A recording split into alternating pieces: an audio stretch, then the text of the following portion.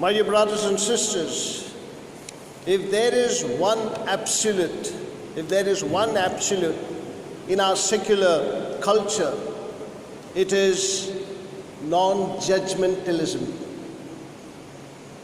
Because his or her is absolute, to be respected. Their opinion, hers or his opinions are to be respected today. And because of this, we are very tolerable people. We have to tolerate everyone in this world. And when we cannot bother or cannot interfere in others' life, because most especially mind your own business is today's attitude. But here we also see a famous enjoinder of Jesus, where he says, "Judge not, and you will not be judged." But look, this looks very contrary to today's gospel reading. Judge not, and you will be not judged. Why do we go judging others? Why do we go judging people? Like how Jesus does not want us to judge. Jesus was a friend of all the righteous as well as sinners.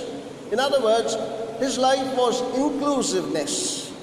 He included the sinner, he included the prostitute, he included the Pharisees, the scribes, the righteous, everyone in his life. Therefore, should we also have a non-judgmental attitude? And that is what we have to decide today. We should never use the law to harass others or put them down. Now, for example, we use the law precisely as a weapon of aggression today. Listen, I know the law. I know the civil law, I know the canon law, and therefore what you are doing is wrong. And in other words, by this, we want to totally say that what you are doing is totally wrong. I think this is what Jesus wants us to do. Don't judge. And that is the reason why we see in the second reading, where St. Paul says that the love is the fulfillment of all the laws. Because St. Paul was a great learner of law. He learned a lot of law, especially the law of Torah. And when he knew all this law, he did not use it on people, but rather he said, love is the fulfillment of all these many laws. And therefore, love is important. And what is love? Love is willing the good of others. Not myself or bad of others, but love is willing the good of others. I use the law and I say, I'm going after you.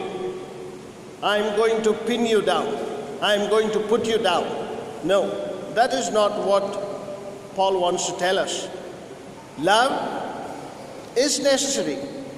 Then listen, the love is to will the good of others.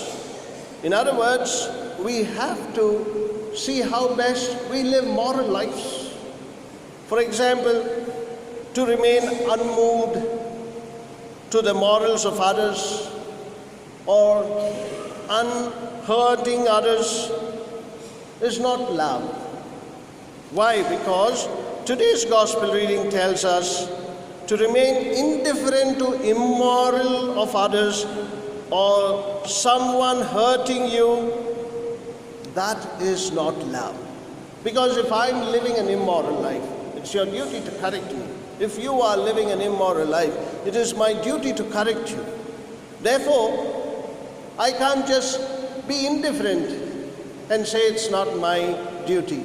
No, it is each other's duty. That is what Jesus wants to tell us. Therefore, how precisely do each one of us correct another and say that I want to correct you within the bond of love, without leaving love, within the bond of love? How can I correct you? How do you do it?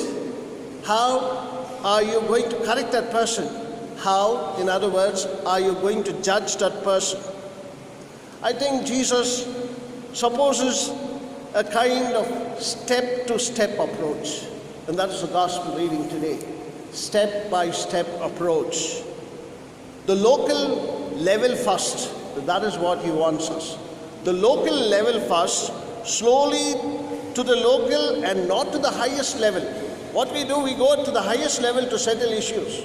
No, local level is the first step.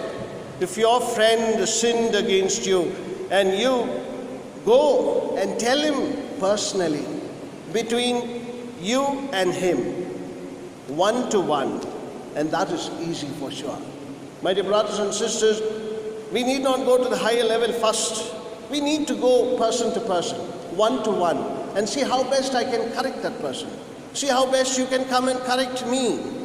Because I may not be really knowing whether I'm doing the right or the wrong, but if you can correct me one-to-one, and then I learn from you. Therefore, we see very clearly, if your friend sinned against you, then if he doesn't listen to you, when you go one-to-one and want to correct him, and if he doesn't listen to you, don't put it up in your Facebook.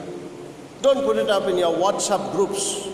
Then that's not the end of it. No, you have to go to the second step.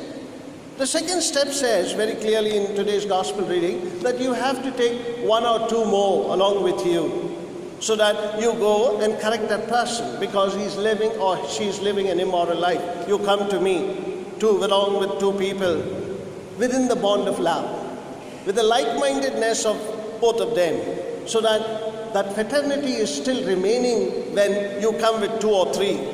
And that second step, if that person listens, well and good. If he doesn't listen, again, listen. Don't put it in the Facebook, don't put it up in the WhatsApp group.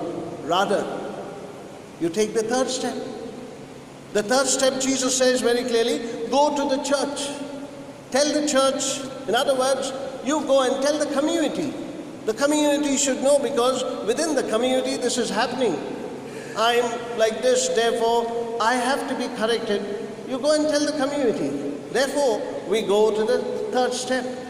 And if that does not happen, Jesus says, treat him as a Gentile. Treat him as a Pharisee. Treat him as a tax collector. In other words, you see very beautifully how Jesus wants to keep you within the limits of bond of love. Not to put it up in the Facebook, not put it up in the WhatsApp group to make everyone know about it. No. And that will hurt the individual as well as the community. He doesn't want you to do that because he says love is the fulfillment of law. And that is the reason why you and I should know when we have to judge others, we have to judge them appropriately, not with that desire to put our opinion down. No. When we judge or when we want to pass judgment, remember, don't be non-judgmental because that will destroy your relationships. Look at the number of relationships that have been destroyed because you did not take the first step but you took the third step. Look at the number of joy that you should have had with your brother and sister because you took the third step, not the first step.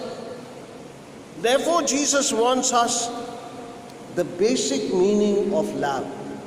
That is the love that you can bring when you go first one-to-one, when you go the second time with others, when you go to the church, and then you can rebuke that person.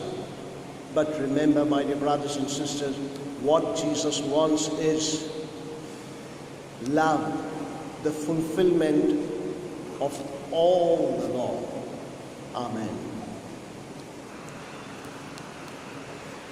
Let us all stand for the creed.